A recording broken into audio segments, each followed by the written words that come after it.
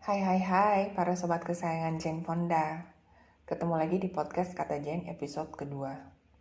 Di podcast kali ini gue bakalan bahas soal single life after divorce, yang khusus gue persembahkan untuk kalian para wanita yang masih berjuang dengan pernikahan toksik, dan juga untuk kalian para single mom hebat di luar sana.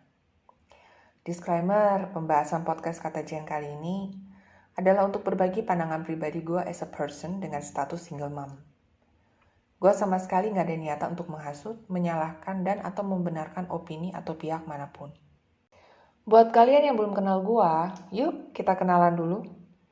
Nama gue Jane Fonda, saat ini umur gue 34 tahun. Dan gue sudah menjalani kehidupan as a single after divorce, aka menjanda sejak 2019. So, more or less 3 tahun lah ya. Nah, selama gue menjanda, sering banget tuh gue dapat pertanyaan seperti ini. Gimana rasanya jadi janda? Kenapa gak dipertahankan sih? Kenapa gak mengalah demi kebahagiaan anak? Trauma gak dengan pernikahan? Kesepian gak sih? Kedepannya lu masih mau menikah lagi gak? Dan masih banyak lagi pertanyaan random yang gue dapet. Well, satu hal yang mau gue tekankan bahwa bercerai itu bukan prestasi yang bisa dibanggakan. Buat gue pribadi, bercerai adalah kegagalan atau aib di hidup gue. Lah, kalau gitu, kenapa lu memilih bercerai? Kalau dengan bercerai menjadi satu-satunya cara buat gue dan pasangan untuk bisa tetap waras menjalani hidup dan bahagia, why not? Tapi kan lu dan pasangan egois dong gak mikirin kebahagiaan anak. Oke, sebelum kalian ngejudge lebih jauh lagi, gue lahir di keluarga broken home. Jadi gue tahu persis gimana rasanya hidup bertahun-tahun dalam keluarga yang tidak harmonis dan bahagia. Nah, kesimpulannya, apakah gue bahagia ngeliat papi mami gue bertengkar dan gak bahagia di sepanjang pernikahan yang mereka perjuangkan? Jawabannya, gue gak bahagia sebagai anak. Dan jujur, mental gue ikutan rusak dengan segala drama pernikahan yang dipertontonkan di hadapan gue. Gue jadi punya trust issue dengan laki-laki. Gue tumbuh dengan karakter keras kepala, egois, dan manipulatif. Gue juga gak percaya dengan namanya cinta dan masih banyak lagi. Dan hal ini yang gue hindari banget terjadi ke anak gue. Syukur puji Tuhan, keputusan gue untuk bercerai bisa tetap mempertahankan beberapa sisi positif di diri anak gue saat ini. Memang berat ya kalau kita harus bernegosiasi dengan kebahagiaan anak.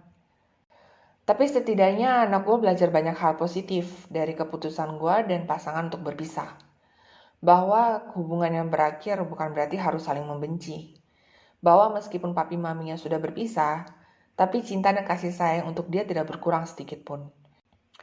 Bahwa kebahagiaan bukan hanya tentang hidup bersama, tetapi lebih kepada bagaimana kita bisa menciptakan momen bahagia dengan mereka yang kita sayangi untuk diingat sepanjang hidup mereka. Gimana rasanya menjalani proses bercerai, Jen? Berat banget. Sebagai wanita waras yang mendambakan pernikahan bahagia sekali seumur hidup hingga maut memisahkan, keputusan bercerai itu susah dan menyakitkan banget. Tapi lu kelihatan bebek aja dan santai ngejalaninnya. Sama sekali gak kelihatan sedih atau mental breakdown, kata mereka yang tidak cukup baik mengenal gue. Yes, itu sisi dari diri gue yang gue izinkan kalian untuk lihat.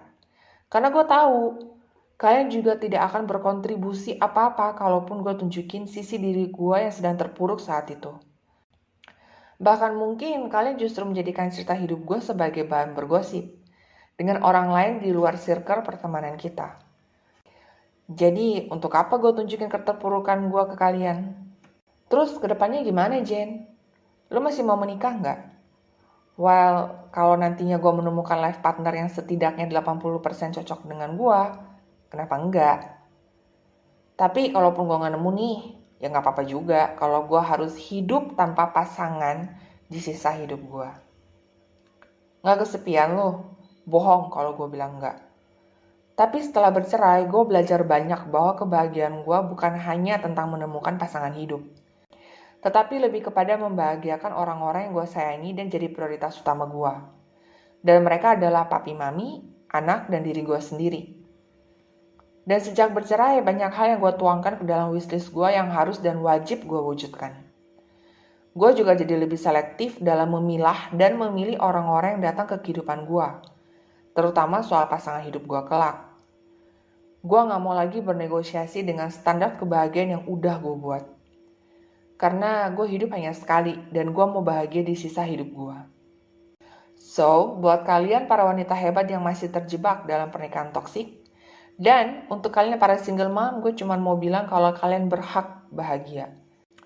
Apapun keputusan atau jalan yang kalian pilih kelak demi meraih kebahagiaan kalian, percayalah akan ada banyak orang yang beropini negatif ketimbang positif. Ya, begitulah hidup. Berkomentar tentang kehidupan orang lain selalu lebih mudah dibandingkan memperbaiki kualitas hidup pribadi. Akhir kata, tetap semangat buat kalian para wanita hebat. Dan selalu ingat kata-kata ini. You deserve to live a happily ever after life on your own way. Sekian untuk podcast Kata Jane kali ini. Buat kalian yang punya topik yang kalian pingin gue bahas di podcast Kata Jane, DM aja ke Instagram @thelittletastesofstory atau @janelifejourney. Dengan senang hati bakalan gue bahas di podcast Kata Jane selanjutnya. Thank you so much buat kalian yang udah setia dengerin podcast Kata Jane. Be happy and God bless.